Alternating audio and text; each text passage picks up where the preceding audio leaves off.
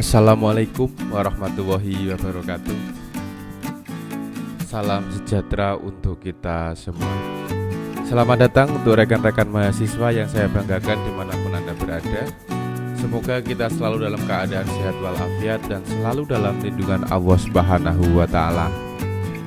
Selamat datang di ruang belajar untuk mata kuliah perpajakan Fakultas Ekonomi dan Bisnis Unisnu Jepara.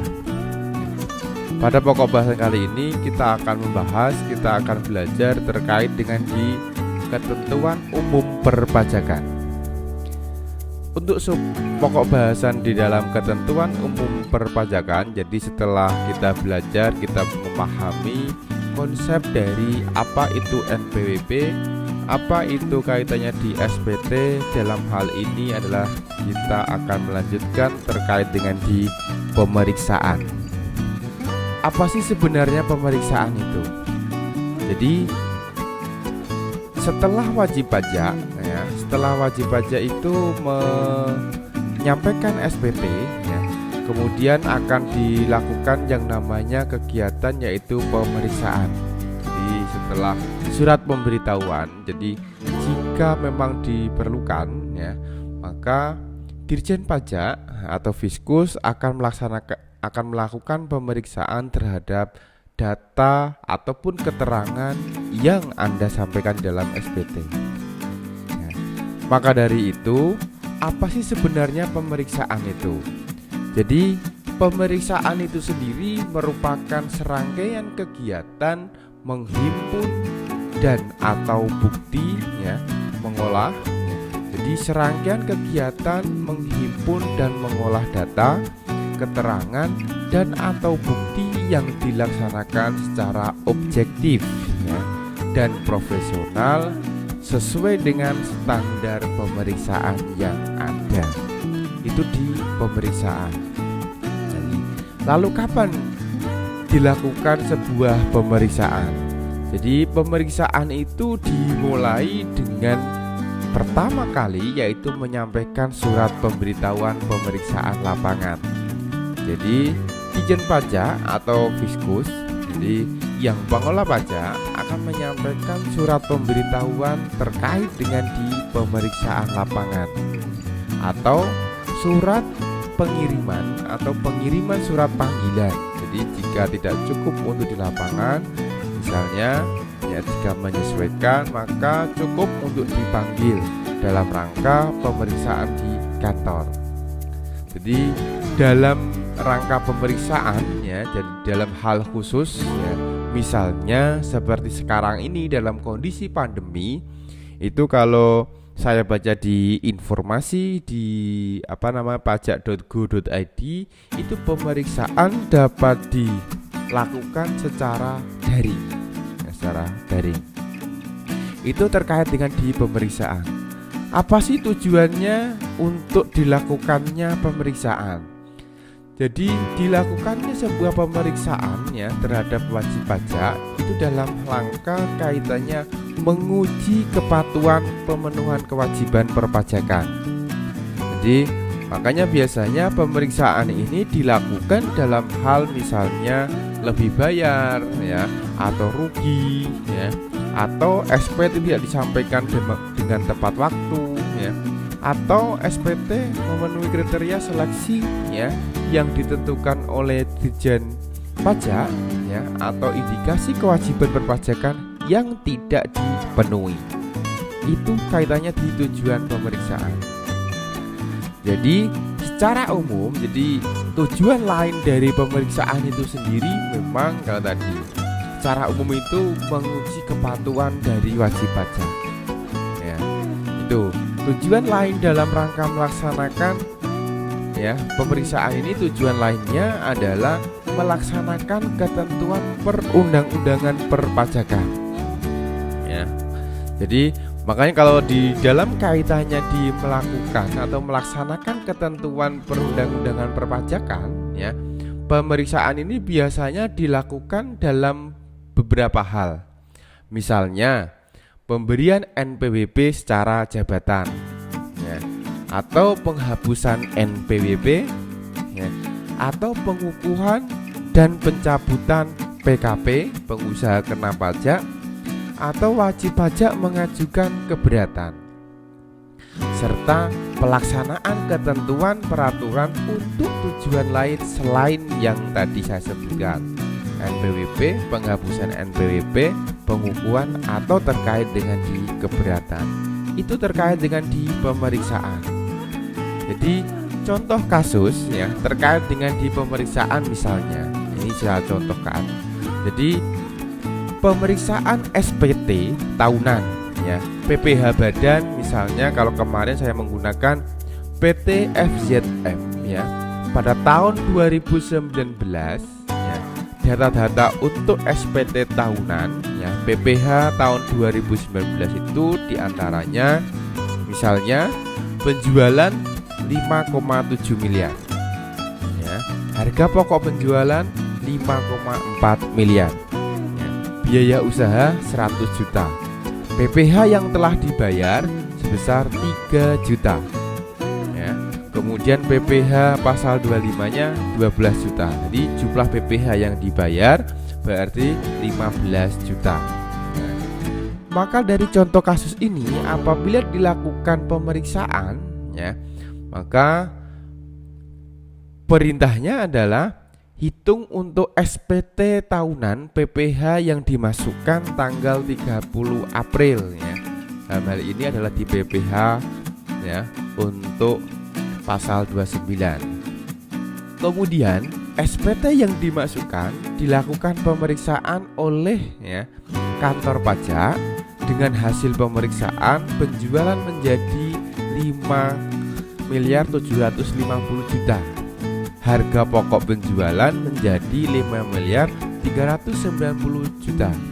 Biaya usaha menjadi 90 juta.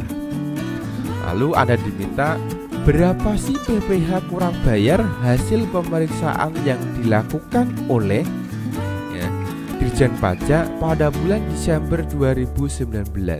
Jadi wajib pajak yang membuat pembukuan dan wajib pajak yang tidak membuat pembukuan.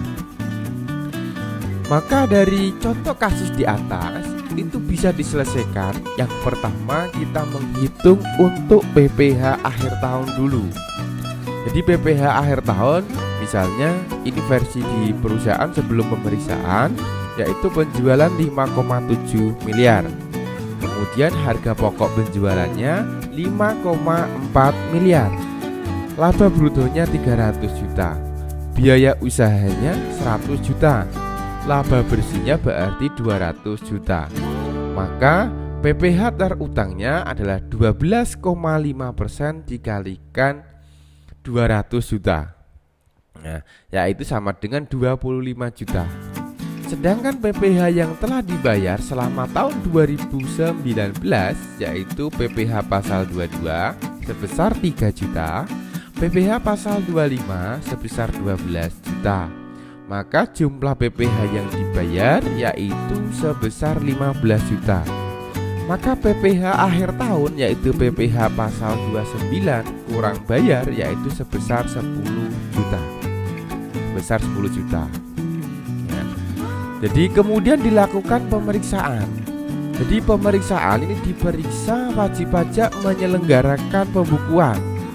Ini untuk wajib pajak yang menyelenggarakan pembukuan. Setelah diperiksa, itu penjualannya menjadi 5,750 juta. Harga pokok penjualannya 5.390 juta. Laba brutonya berarti 360 juta. Sedangkan biaya usahanya 90 juta. Maka laba bersihnya adalah 270 juta. PPh terutangnya dari data tersebut ya setelah pemeriksaan itu berarti 12,5% dikalikan dengan 270 juta. Maka hasilnya adalah 33.750. Dan PPh yang telah dibayar ya, untuk PPh pasal 22 sebesar 3 juta, PPh pasal 25 12 juta. PPh pasal 29-nya 10 juta. Karena apa? Tadi sebelum dia laporan sudah melunasi ya PPh pasal 29. Berarti ya, jumlah PPh yang sudah dibayar yaitu 25 juta. Maka PPh kurang bayar hasil pemeriksaan itu di 8.750.000. Ya, 8.750. Karena sudah dilakukan oleh pemeriksaan, maka wajib pajak akan dikenakan sanksi yaitu bunga sebesar 2%. Jadi makanya untuk bunganya dihitung 2% dikalikan 12 bulan dikalikan 8.750.000. Hasilnya 2.100.000. Maka jumlahnya pajak dan sanksi yang harus dibayar totalnya Rp10.850.000. Kan itu. Jadi sanksi 12 bulan itu dihitung dari batas akhir tahun pajak, yaitu Januari sampai dengan Desember. Ya, itu terkait di pemeriksaan untuk wajib pajak badan yang menyelenggarakan pembukuan. Untuk wajib pajak badan yang tidak menyelenggarakan pembukuan, maka akan berbeda lagi untuk di sanksinya. Jadi penjualnya hasil pemeriksaan 5,750 juta, harga pokok penjualannya 5,390 juta, laba brutonya ada di 360 juta, biaya usahanya 90 juta, maka laba bersihnya 270 juta. Dari 270 juta, maka PPh terutangnya ketemu yaitu 12,5%, yaitu 33.750.000. Ya. Maka PPh yang telah dibayar ya, sesuai yang tadi yaitu PPh pasal 22 3 juta, 25-nya 12 juta, 29 10 juta. Maka yang telah dibayar sebesar 25 juta. Jadi PPh kurang bayar hasil pemeriksaan sama dengan yang menyelenggarakan pembukuan yaitu 8.750.000. Kemudian dikenakan bunga yaitu 50%. Ya, 50% ya dikalikan 8.750.000. Nah, yaitu Rp4.375.000. Maka jumlah pajak dan sanksi yang harus dibayar yaitu sebesar 13.125. Itu terkait dengan di pemeriksaan ya. Jadi apa sih sebenarnya pemeriksaan itu, kemudian bagaimana untuk dilakukan sebuah pemeriksaan, tujuannya seperti apa, tadi sudah saya sampaikan. Kemudian sampai dengan contoh implementasi penerapan dari pemeriksaan. Untuk lebih jelas, silakan dibaca untuk materi yang sudah ada atau hasil referensi Anda boleh browsing ya, ataupun di link-link yang sudah ada. Ya, demikian untuk di penjelasan singkat terkait dengan di sub pokok bahasan, sub topik yaitu di pemeriksaan. Semoga memberikan gambaran dan pemahaman untuk kita semua. Wassalamualaikum warahmatullahi wabarakatuh.